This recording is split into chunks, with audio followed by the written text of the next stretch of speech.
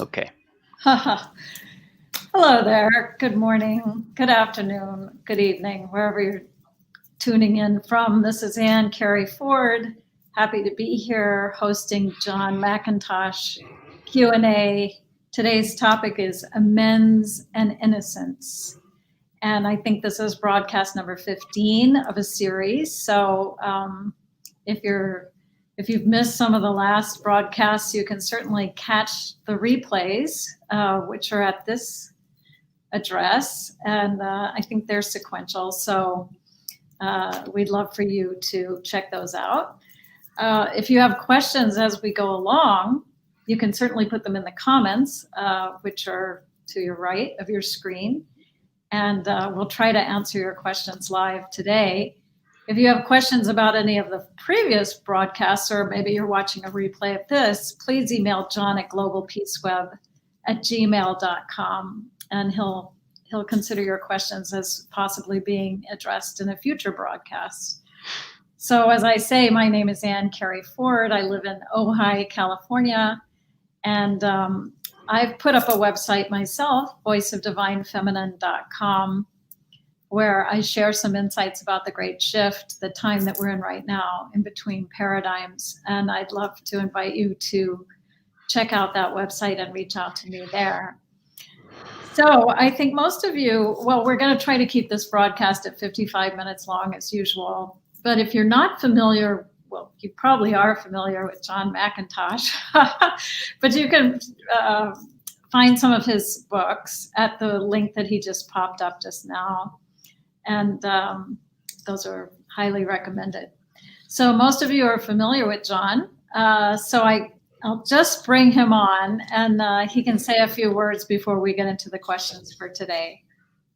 Hi, John. Thank you very much, Anne. And as always, much appreciated for you orchestrating these broadcasts that we've been doing now for whatever number of weeks. This is our 15th week. As they say, time flies in the illusion.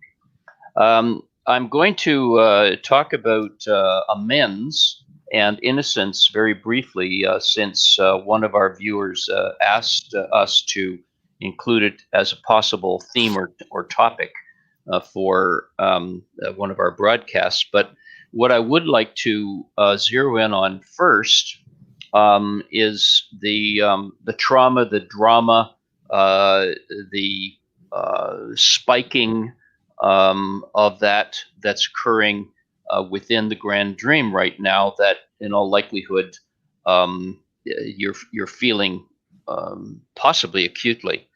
I have mentioned before, but for those that perhaps have not watched all of the broadcasts, I've mentioned there are 3 levels of awakening. The first one is mainly for those that are completely believing that the world is real, the world, the universe, their life is real.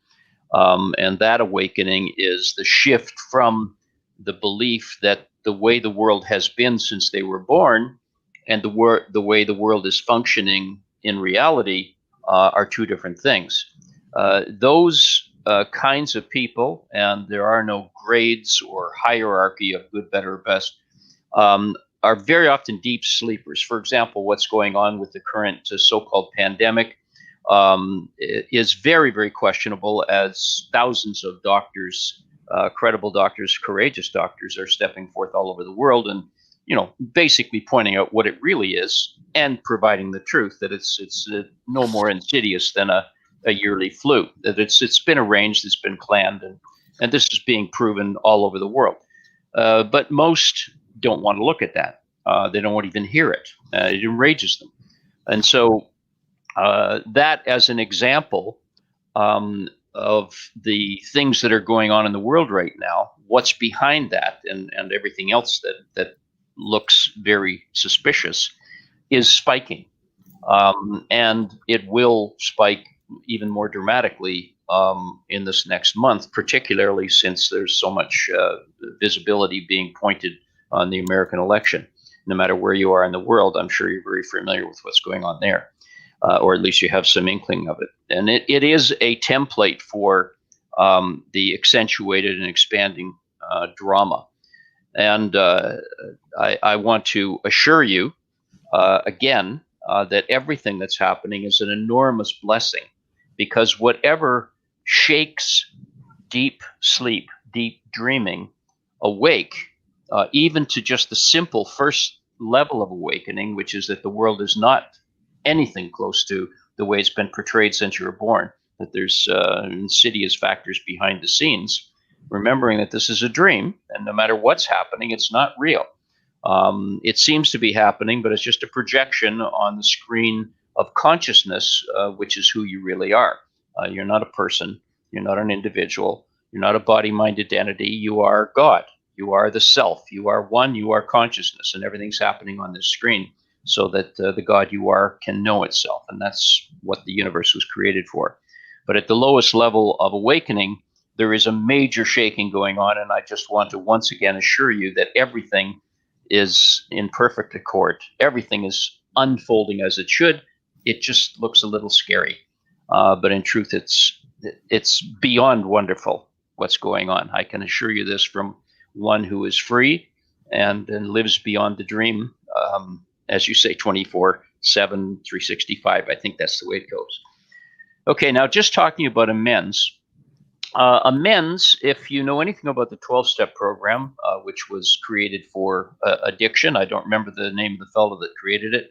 It's been a very, very useful program for people, mainly still dreaming. One of the steps, I believe, in the 12 steps has to do with making amends for what you've done to other people or what you've done wrong, so-called wrong. And of course, tied to that is guilt, tied to that is forgiveness. And what I'd like to draw attention to on that is very simply, this is all within a dream. You, as the self, playing on the stage of dreams, it is an illusion.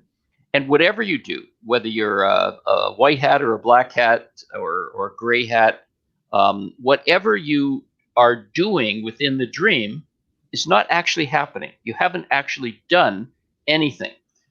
You are silence, you are peace, you are stillness. You've never gone anywhere. There's never been any clock time happen in the eons of so-called time. All of it is a projection. So whatever so-called bad you may have done under perhaps the worst possible conditions, there might be some of you watching this in prison, and you may have done what people would say, what you would say is terrible stuff. You haven't done anything. It seems like you have, and certainly if you're incarcerated, or everyone's incarcerated if they're dreaming, but I mean behind physical bars, it seems like you're getting what you deserve, but in truth, you're just dreaming. So making amends is not necessary at all. However, recognizing that you haven't done anything, that is necessary. And recognizing that you are perfect, that is necessary. If, however, there are steps that need to be taken, such as making amends, such as asking for forgiveness, such as forgiving yourself, and you need to go through those steps to get to the stage, which might be several more steps beyond the 12 steps, to recognize that you've been dreaming and that none of it's actually happening, then take the steps. Take whatever, and I always say this, whatever feels joyful, not happy. Happiness and sorrow are brothers and sisters, handmaidens that come and go like a roller coaster, up and down. Joy is a flat line. So whatever brings you to the awareness of the joy that you really are, that's where you're supposed to be. So make amends if you feel for it. You don't need to do it because you haven't done anything. You haven't done anything right either.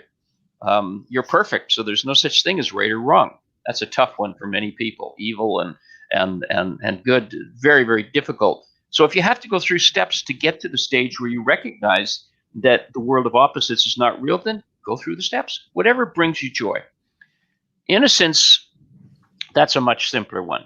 And of course, we talk about the innocence in a child's eyes as an obvious example. Innocence is simply nothingness or emptiness. And those are names for the self, for God. because the God that you are, the self that you are, the one, if you like, there's nothing besides one, there's nothing outside one, is empty. And this is why it's very often said that whatever learning that you have, as Romana says, is learned ignorance. And it must be at some point let go of. The more learning you have, perhaps the more difficult it is to leave the dream. So the concept of being empty so that you can be filled with truth is ever present. And those that seem to be innocent are, if not totally, are mostly empty, have no concepts, have no perspectives, have no ideas, have no opinions about anything, because all of that's in the world of opposites. And the world of opposites is the offspring of the belief in separation. And separation is how the universe manifests. There has to be, as I've said many, many times, a from here to there in order for manifestation to occur. You can't have it without the idea that we are separate. But one can't be divided. One is one. So I wanted to just touch on those two subjects, and I'll hand this back now to Anne, who will begin our questioning. Great. So the first question is from Rod, who says, I spent many years, as you did, reading many different so-called gurus, enlightened authors, ancient and current. I have a library of them, including several Bibles. I have, for the most part, stopped reading them, except for an occasional Bible reading, the words of Jesus. However, I do read your books and daily blogs and watch your Thursday Q&As. I know your message and enjoy working with your message. Extremely beneficial. I feel really peaceful about continuing, but do not want this to be a veil keeping me from full realization. I have made the surrender no matter what, and am encouraged as I read your works. I've been practicing looking at an empty stage in my mind, saying, empty, there are no performers on the stage, in order to stop thinking. And it is effective, but would not have known this unless I'd read this in one of your books. Thank you for your work. I know I was led to you. I remember in 2001 being led to the teachings of Joel Goldsmith, and they were revolutionary. His work caused me to enter the pathless path, but I sensed a few years ago that it was time to move on, and then somehow the self of I found you. I feel peace, but just want to make sure that I stay on the pathless path. What do you think? Okay, thank you so much, Rod. This is a profoundly beautiful question, and extremely important, and not obvious at all unless one is very, very close to self-realization. Self-realization is the complete absence of conditioning. And so Rod is very close to that. I don't have a lot of communication with him the way I'm talking to you right now, whoever's watching, but I am very much one with and as him always, which is why we are associated through words in my books and my writings and now speaking. What Rod is talking about when he says veil, veil is the outward projection of conditioning, which is like a cloud that hides the sun or the self that you are. It's the only thing that seems to make it look like you have to come from here to get to there, come from dreaming to get to full realization of who you are. It's just an illusion, but it's a very convincing one. So one of those things, which is an aspect of surrender, not necessarily in this case, but I'll touch on it because this is such an important question. And if it doesn't apply to you yet, it will at some point. When there is a surrender, very often you'll find that particular person is following a master, a guru, a teacher, whomever. And they may, and they often do, and sometimes for a lifetime, put that individual on a pedestal. They make them special. They make them above them. And certainly, if you have ever communicated with someone that has lived in an ashram, visited an ashram, some kind of a community, follow the leader, such as Nisargadatta or Ramana, Jesus, Buddha, Muhammad, thousands of different names, Krishna. I'm sure that you can name many yourself, and have made those individuals their guide, their leader, their intermediary between them and God. You have a veil. It's a very, very valuable method of shifting from consciousness of the dream, consciousness of the world, consciousness of the false self, to awareness of who you really are. And for many, it takes many lifetimes before they shift out of that and cease to place anyone on a pedestal, because there is no one above you. You are the self. The body you're wearing is definitely not who you are. It's an instrument. The identity that you may be still carrying, maybe dramatically, is not who you are. And so this method of shifting from attention on the body and the mind, which expands the experience of it if your attention's on it, to the self through a guru, teacher, master, whatever, enlightened one, whatever you want to call them, is quite common as an aspect of surrender. Surrender was the route that I took approximately 21 years ago, when I stepped off the path of wealth and power that I had achieved. I didn't know that that's what I'd done. I just knew that I wanted to be free, no matter what it took. Later on, I recognized that that's the pathless path, because you're not going anywhere. That's why we call it pathless path. That's what I had done.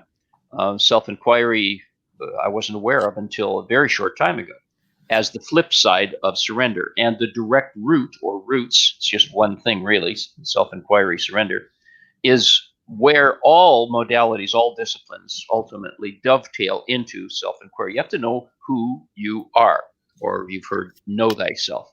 It's basically knowing who you're not, which is another word for satsang, standing in the fire of who you're not. So that's what Rod is talking about. And to put a fine point on it, to answer it, I don't read at all. But I do, when I say at all, I mean I don't read books, I don't buy books, I don't buy magazines, I don't read them, because I don't need to. Once you know who you are, you don't need to anymore. However, there is an enormous joy in being in the presence of someone who is free. And who is free, basically, in my case, I have a few whispers, but almost nothing. And so when I run into, of course, that doesn't happen, there's no coincidence, when I'm in the presence of, which can be in words or video or in person, with another who is in the same frequency, you could call it, it's incredibly joyful. So if a snippet comes along, I think they call it a mem now, from, let's say, Ramana, even though what is being said in the mem, I'm very familiar with, because I live as it. I am it. It's joyful just to look at the words. Not because I'm reading the words or learning from the words, because I have no need to learn, just like you have no need to learn. You need to unlearn. It's the essence of truth radiating or emanating from that. So if, for example, someone such as Rod, who is very close to self-realization, is, let's say, following me, it's not because I have anything to teach him. There might be a different way of saying something he already knows. It's because there is a joy in being in the presence of, some would call it a brother or a sister, but there's no such thing. There is only the self. You know, these bodies look like brothers and sisters, fathers, mothers, daughters, etc. There is only the self in disguise. So being in the presence of yourself, the God you are, is incredibly joyful when there's nothing in the way. This is not attachment, which would be conditioning or a veil. It's just allowing the essence of it to waft past your awareness. When you look at, and I wrote this in something the other day that many didn't necessarily understand about sunset, the mind can be incredibly inspired by a beautiful sunset, but that's the mind. And it's looking at the beautiful sunset and saying, "Oh my God, isn't God wonderful? Look at the palette of colors and the picture he's painted." And you can wax poetic over that all day, but it's still just the mind talking about a dream. However, if you experience the sunset as yourself, now that's truth. That's the real thing. So there's a vast difference between looking at a sunset and being inspired and experiencing the sunset as yourself. And it's the same thing with a person or their books or their writings or their speaking or whatever. You're just experiencing yourself in what looks to be another form, but it's just you. So there's no quote unquote danger of having a veil placed in front of your awareness when you are, I like to use the word pulled, as I am to write, pulled to the frequency that in essence is the self in another disguise. Hopefully that answers that beautiful question. Yes. The next question is from Judith, who asks, well, she has a little prelude here. I must say that on my path to total freedom, I tend to navigate between personhood and awareness. You and Muji are the two people whose pointings make total sense, and I resonate with them the most. But I sometimes get caught up by the clouds of conditioning and tend to ride them for a while. I live in a partnership, and sometimes I pay too much attention to my partner's problems or things he deals with. He's an awakened person, but he can also be influenced by the outside world. I would like to help, but I don't know what to do.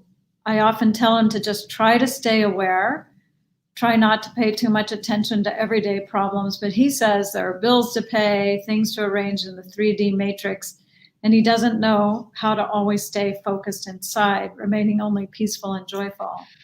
We use different techniques together: meditation, affirmations, going into nature and enjoying the silence. And these moments are amazing. However, I'd love to stay in this stillness all the time and live my life in pure awareness, enjoying the present only. Is it possible to do this when one lives in a relationship? I'm sure it is, but I'd like to hear your opinion about this. Thank you. Let me just touch on the end there again. I mentioned it before. The self has no opinions because opinions shift. And whatever shifts is part of time and space, part of the opposites, part of the belief in separation. The self is empty. And when it speaks spontaneously in the moment from knowing, never from an opinion. And opinions are never correct, no matter how beautiful they are. They're never correct. Perspectives, opinions, never correct. They're always part of the mind. From the standpoint of trying to help another, this is a natural inclination. And certainly if you are, I like to use the word pulled, to suggest to another, there are no others, but let's just say in the dream, to another, to do something that might help center them, such as meditation, or breathing, or taking a walk in nature, without trying to fix, without trying to change, because that's not your job. You have only one job, one purpose in life. And that purpose, when I say you, I mean everyone, until it happens. And that is to remember that you're God, to wake up to the freedom of the self. Self, I like to use the word self, but it means God. It means one. It means conscious awareness, pure conscious awareness. That's your only purpose. Every other purpose is an illusion. I mean, they look really important, all these wonderful things that you can do in the dream, but they're all part of a dream. They're dream purposes. They're not why you're here. You're here for one reason, and that is to wake up to who you really are. If you continue to stay here after that, then there is a purpose for that, and you'll be shown in the moment. Never is it to save anyone or to fix anyone or to change anything, because there are no others. There is no world. There is no universe. It's all a dream. The purpose, usually, of someone staying is to radiate light, to help very often transform trauma. You could call it darkness if you like. To be an example of truth for others, to be a lighthouse, but never to try to change someone, because you don't need changing. All you need to do is to remove the clouds, the veils, the obstacles, to the awareness of love's presence, as the Course in Miracles says, which is just simply the self. As far as relationships are concerned, there is no such thing as a relationship when you're free, because a relationship always suggests two or more. When you are free, there may be the possibility of what's called unicity, that is, the self in two separate bodies, or it could be a family. But let's say it's a relationship with another person. When you're in the mind, it's called unicity when you're free. You don't you don't see that person, so-called, that body mind, so-called, as separate from you. You're one as them, not them as another entity, but you are one as the self appearing in another body. And relationships, of course, are loaded with opportunities to see who you are not, because it's a very clear mirror. And the closer the relationship, the clearer the mirror, and the more possible it becomes for you to see who you're not. Not because they're doing something wrong, but because they're a clear mirror for those aspects of yourself that seem to be you, but are not you. And so relationships are very, very useful while you are still not free. But afterwards, the pull towards being alone is very, very strong. But you may still actually be in what appears to the body mind of humanity to be a relationship, but it's not a relationship. It's unicity. So hopefully that answers. I think there's about 3 questions in there. Yeah. We're going to go with one more question from Judith. You've mentioned before that in our personal life, everything is predestined, and we can achieve total freedom only when we accept everything as it is. My question is, when we become the truth, the freedom, the pure awareness that we truly are, can we influence our reality from that position of freedom in any way? Or does it mean full acceptance of our predestined life on earth, which is a dream anyway? Can we make any choices, decisions that change our lives, or are these choices already made and all we can do is go with the flow? Okay, here is yet another opportunity to ask, who am I? Who's talking? Who's asking this question? If someone is free, the personal identity, the body-mind identity, the me, the person, the name on your license plate or your license, driver's license, that entity doesn't exist any longer. It might to the dream world, but it doesn't exist anymore. There's only the self there. And even if you're free with whispers, the person is mostly gone. When I say mostly, 99.999% gone. So the idea of changing your reality, who is it that's asking the question, and what reality are you talking about? You see? If you're really clear about this, if you just give it a moment's pause, who is asking about this reality that no longer exists because you're not a person anymore? You're the self in a body, using it as an instrument to remain here, if you do. And what choice would you need to have to make a change? You see? Because the self is perfect. And that means that its experience is perfect. Why would you want to change that? For what reason? Okay, but it's a logical question from the self, the false self, to have before the self is the predominant experience that you're having. So when you are the self, if you remain in a physical body for whatever purpose, as I mentioned a few moments ago, then the ways and means, let's say, first of all, the what of the next moment is spontaneous. It just shows up. And it's always perfect. The ways and means to perform, let's talk about a simple thing like, how do you pay the bills, as we're referred to before. I don't think I answered that. The bills, the ways and means to take care of the body, food, clothing, and shelter, the basics, just show up. And they'll show up in what the body mind, the false self, will often call miraculous ways. They just show up. This is really difficult for the false self to, yeah, but there's this and there's that, and they'll give you 100 bullet points on why that doesn't make any sense. Of course it makes no sense, because you're in the mind. And the mind is always in the world of opposites. And the world of opposites has thousands, countless numbers of obstacles from its memory bank, which is part of conditioning, to say why miracles don't happen. Or if they do, they happen very, very infrequently. Of course, if you believe that, then that's your experience, what you place your attention on. The miraculous life, which is the life I live every moment, is normal. The breathing in and out is always miraculous. Everything that happens is miraculous, because there are no rules or regulations at all.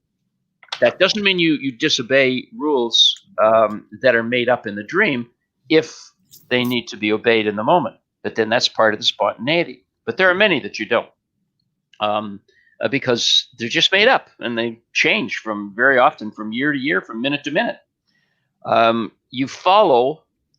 The self is not following anything. It's basically the self is following the self. It's following itself. And whatever it's doing, so-called doing in the moment, is miraculous, is perfect, is spontaneous, and is always in absolute harmony with itself, which is perfect, which is one. So hopefully that answers that question. The next question is from Anonymous, who wants to know, what is your understanding of suicide of the body? Well, let's just get back to what I first started talking about. In the trauma, the drama of the trauma that's occurring in the world right now to shake up the very deep sleepers who are content to remain in that state of hypnosis, even if it's uncomfortable, because it's the enemy rather than the enemy that you don't know, embracing the unknown, basically, which is terrifying for most. Certainly for deep sleepers, embracing the unknown is extremely terrifying. So the trauma that is occurring as a result of the shift that's occurring, what I call the great shift, as I wrote in this little handbook that I have available in my book page, is moving into, and has moved into, but it's the early days, you might say, in clock time, of the age of light, which is the balance between the divine masculine and divine feminine. So that's what's occurring. And as a result of the fall of the patriarchy, which was the last phase of dysfunction in the divine masculine, that's ended now, the collapse of the patriarchy, the collapse of the house of cards that it was, is occurring right now, and it's occurring dramatically all over the world. This is a shakeup. It's like a hurricane that doesn't end. And for many, particularly young people, there's a kind of hopelessness that can set in. And so there's a spike in the number of suicides that's occurring around the world, and I believe young people are predominantly the ones that are in, percentage-wise in that spike. So what happens? The question is what happens? And once again, it's not an opinion.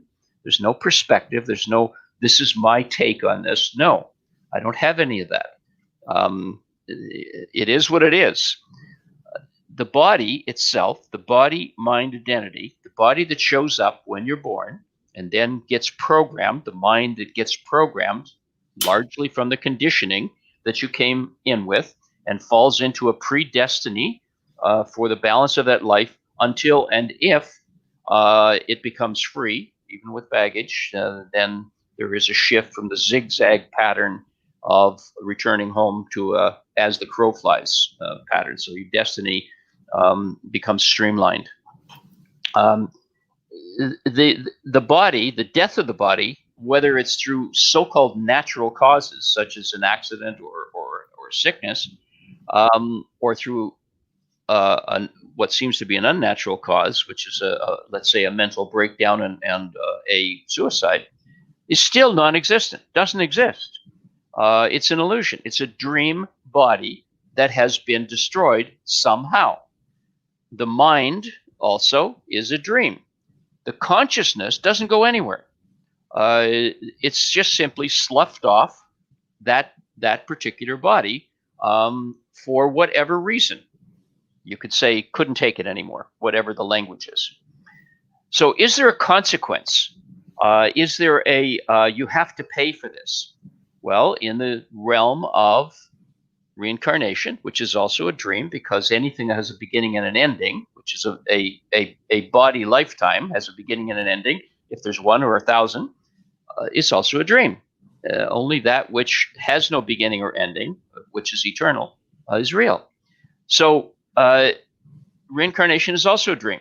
And karma is another word for conditioning, attachments, expectations, and identifications tied to memory and imagination. So the conditioning associated, sticking to what I call the slumbering God self, as it takes a sojourn within the universe, somewhere in the universe, not necessarily this planet, it's influenced by that suicide. You can call it karma.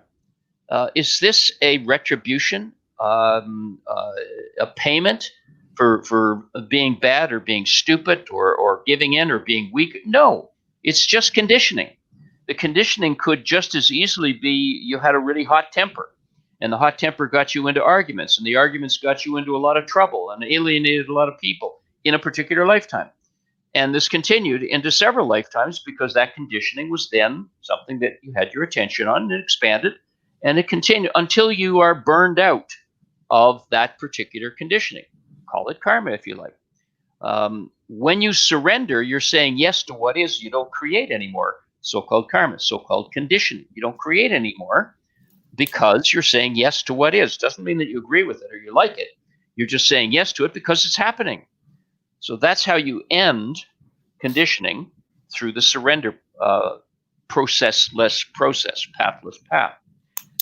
So there isn't anything particularly dramatic about suicide. It is, to those that remain, very traumatic, and very often to the consciousness that doesn't survive. It didn't go anywhere. When it goes into the next realm, which is no different than when you go into sleep, the so-called afterlife, it's just consciousness in another dream, and it may be in great trauma. And there are facilities, dream facilities, such as hospitals where you can go to, also dreams, until you come back for another round in another dream lifetime, reincarnated into another dream lifetime where your conditioning picks up again. That's why there's thousands of lifetimes for most sleeping or slumbering God selves. So while it appears to be a terrible thing, an awful thing, a great waste, she left before their time, this sort of thing, no. Nobody leaves before they're supposed to. Not a possibility. I'm not belittling or minimizing the significance of it or the drama that swirls around that event, particularly with the friends and family and acquaintances that might have been close to that one. But that also was part of their destiny. And they may very well have had a hand in it in terms of the stress and distress that individual went through to bring them to that state. But all of it is predestined, all of it. And all of us, during these lifetimes that we've been in before we reach the stage where we're free that we don't need to come back, we might come back voluntarily, don't need to come back. All of us have taken our own bodies, destroyed our own bodies many, many times. So don't be concerned. That doesn't mean that you're indifferent or that you're non-caring. Certainly, it's an opportunity for great compassion for those that are surviving. But don't be concerned. It's part of the scenario called the dream life or lives. This next question is from Layla. Layla wants to know, well, she says, thank you so much for all you write. You replied to a comment today about other subtle dream realms that are less contrast and friction Would you please expand more about these dream realms? Are they the after-death ones? Okay. Obviously, if you're in a dream at night and you wake up and you remember the dream, there is a kind of subtlety to it. Unless it was a lucid dream that seemed like, exactly like how you are feeling or essentially experiencing your life as you listen to me speak right now, presumably live, but perhaps later on. This seems very real.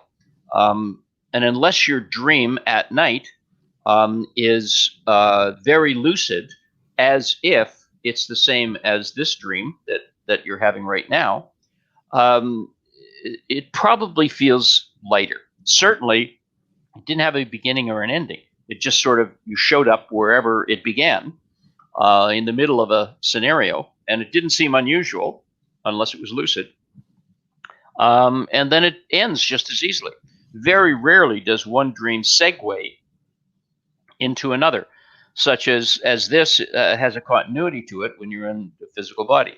So the physical body dream is you could call it a grosser, a heavier environment. You could call it the frequency of vibration is slower. So it's more palpable. And this is, without any question, the best environment to experience the conditioning of who you're not. Those expectations, attachments, and identifications that make up the false self, which is who you are not. It's the best place to experience them and to recognize them as who you're not, and then to place them into the dissolving solution of self-inquiry, ideally, or surrender, or both, so that they go back into the nothingness from which they sprang. When you then go into the so-called afterlife, when the body is dropped, the residual identity remains for a while. That's the mind. That's the false self. It remains for a while. And you can literally be standing in what you might call an astral body beside the dead body that you occupied for 20, 30, 50, 100, 150 years, whatever length of time you were in a physical body that time, and looking at it and recognizing that, gee, I'm still here, so-called I'm still here, John Doe is still here. I just don't have that body, but I seem to have some kind of a body. And, you might look at your hand and say, well, look, this is sort of ghostly, but I still seem to have a body. And this is true because you're still dreaming, you see? It's a different dream. It's more subtle. And in that, there's less friction. And where there's less friction, there's less opportunity for you to look at who you are not. The physical body is the best place to look at who you are. It's far more difficult. It's for example, when you're in a dream or when you're in the afterlife, flying is quite normal. Floating is quite normal. And I'm sure that all of you have experienced this, certainly in nighttime dreams. And you don't find it surprising. You might find it surprising, but very often you're doing it and you think it's absolutely normal. Many things are absolutely normal in that lighter frequency. So the frequency of, call it the astral if you like, there's also the mental and the causal planes, so-called lighter and lighter and lighter frequencies, also dreams of a nighttime dream or of the afterlife, so-called afterlife. It is less easy to recognize who you're not in those environments because there's less friction. Friction, you could call it suffering, is what brings one to their knees, is what brings one inside, turns them inside, turns their attention inside, and begins to question, who am I? And that's the question that always brings you home. Who am I? So hopefully that distinguishes between the two different realms. Oh, that was good. Second question from Layla. We have a dog that we have to put to sleep because she attacks other people or dogs out of nowhere, a total lover to us. Does she have her own destiny like we do to wake up to the truth that we are? I'm sure many people, certainly pet lovers, and you may not have pets, but perhaps you live close to nature, and you love to be around birds and squirrels and chipmunks and who knows. I love spiders, for example. I've always been drawn to spiders. Don't particularly like them crawling all over me, but if I can put a spider out that happens to be in the house, without hurting it, I most definitely will. So let's just look at the dream per se. The self, consciousness, and actually before that is the absolute. I don't get involved in talking about the absolute because there's no way to describe any part of it, but it basically is the creator of the self, or pure conscious awareness. And that then becomes the instrument through which the dream of the universe, world, your personal life is projected on the screen of consciousness.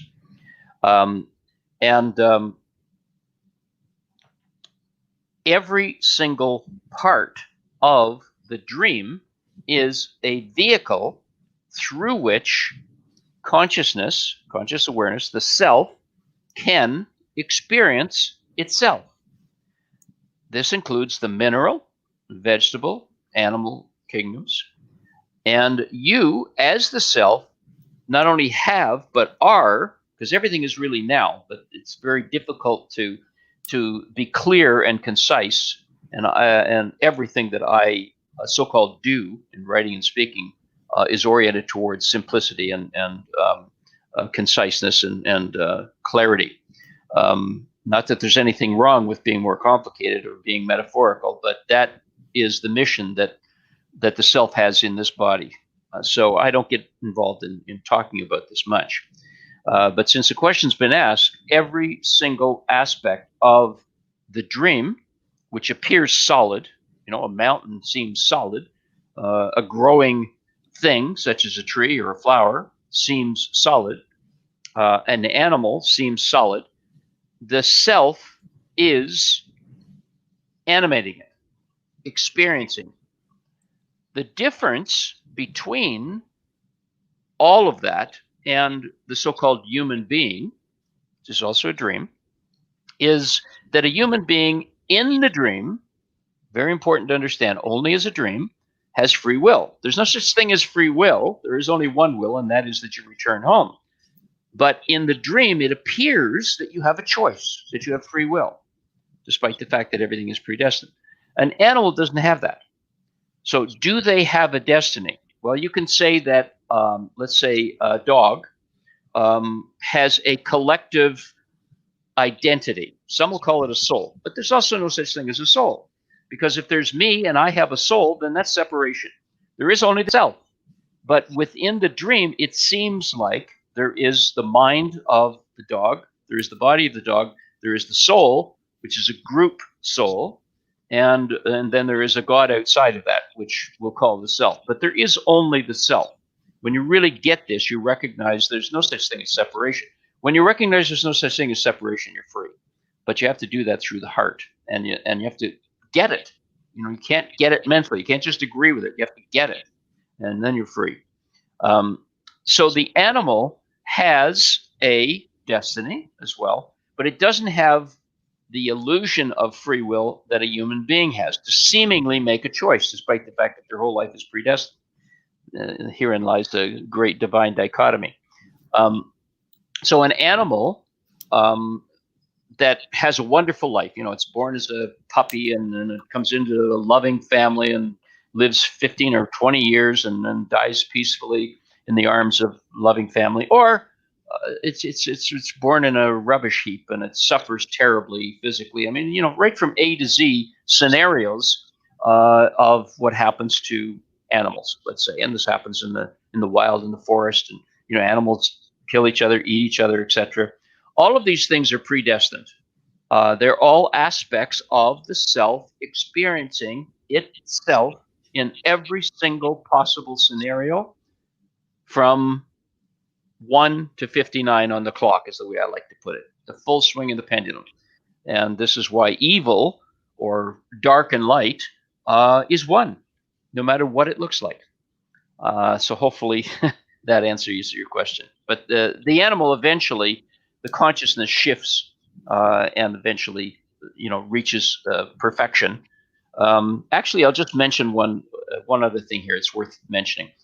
The Master Ramana, arguably the current day version of Jesus, had a housemaid, a woman who took care of him and was completely devoted to him, and then she died. And she had not yet realized the self.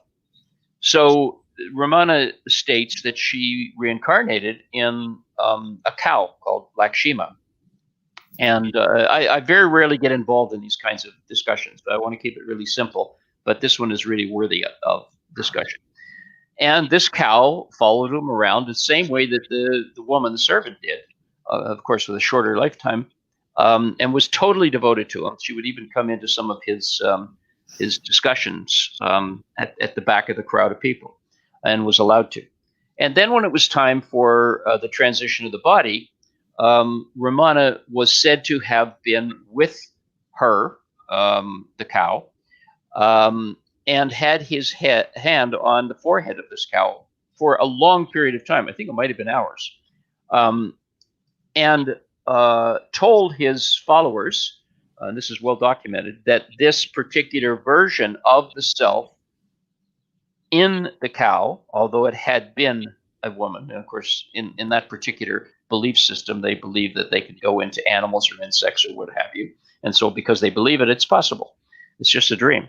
And it had made its transition back into the self during that death. So that's an example of an animal going direct to the self. But within the animal still was this woman wearing an animal body. This is extremely rare. Usually the animal will go through an evolution. Also a dream. Evolution suggests time and space and growth, and there is no such thing in truth. But within the dream, it's possible. And then it will eventually reach the stage where it becomes a human. But these things are dreams. They're imagined into reality. They're not happening, but they're happening in the dream. And so you have this divine dichotomy. Anyway, that was worthy of mentioning. I think it's a very beautiful example of something that happened with Ramana. I'm going to insert a question that Sandra has here in the comments. She says, as a child, I love this question. As a child, I often wondered if there was anything that existed without my first seeing it or putting my attention on it. Fabulous question. This is the old story of a tree falls in the forest. Does anybody hear it? Or does it exist? I can't recall the exact statement. Let's say that you're sitting in a coffee shop and you can see the people in front of you, and peripherally, people beside you. You're not really looking at them, but you can sort of see them in the corners of your eyes. You might be able to see a little bit of the ceiling, a little bit of the floor or the table that you're sitting at, the person in front of you. If there are windows and it looks out onto, a forest, or it looks out onto a busy intersection in a city, then you can see what's out there to a certain extent. All of this constitutes the entirety of your universe in the moment. That's it.